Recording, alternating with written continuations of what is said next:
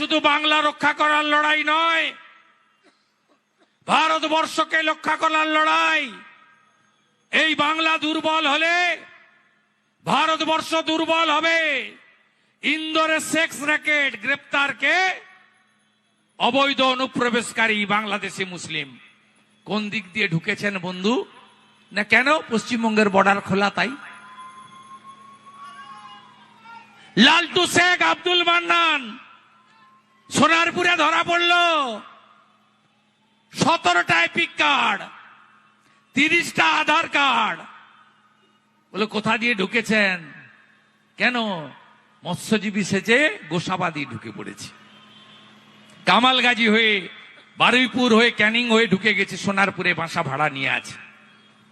এ রাজ্য নেই, এই রাজ্য জঙ্গিদের হাব হয়েছে।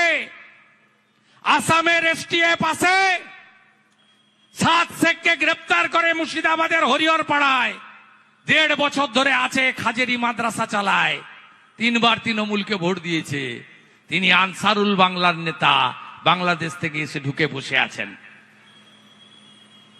কাশ্মীর থেকে এসটিএফ আসে, ক্যানিং থেকে ধরা পড়ে জাভেদ মুন্সি, আর 2 দিন হলেই পালাতো বাংলাদেশে।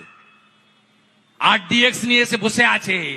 2 কিলোমিটার দূর থেকে রিমোট দিয়ে বাড়ি গাড়ি আপনাকে উড়িয়ে দিতে পারে। কাশ্মীর এসটিএফ ধরে নিয়ে গেছে। বাঁচাবেন না?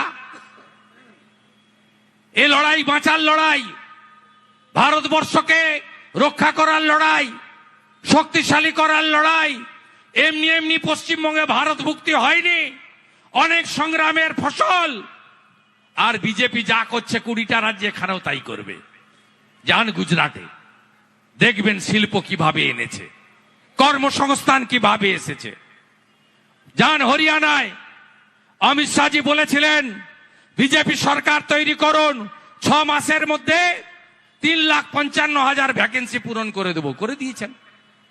মায়েরা চিন্তা করবেন না, ওই টাকাতে কি হয়? বিজেপি আরো ভালো টাকা দেবে, ভালো প্যাকেজ দেবে, আপনার শিক্ষিত ছেলে মেয়েকে চাকরি দেবে। যান উড়িষ্যায়, সুভদ্রা যোজনা, বছরে 50,000 টাকা মহিলা। যান দিল্লি, মা বোন দিদি 2,500 মাসে। যান হরিয়ানা, মা বোন দিদি 2100 মাসে। যান মহারাষ্ট্র, মা বোন দিদি মাসে 2,000। গ্রাজুয়েট বেকার যতক্ষণ না চাকরি পায় মাসে 6,000। মাধ্যমিক পাস বেকার, 10 পাস বেকার যতক্ষণ না চাকরি হয়, দেবেন্দ্র ফাডনবিস মাসে 4,000 টাকা করে দিচ্ছে।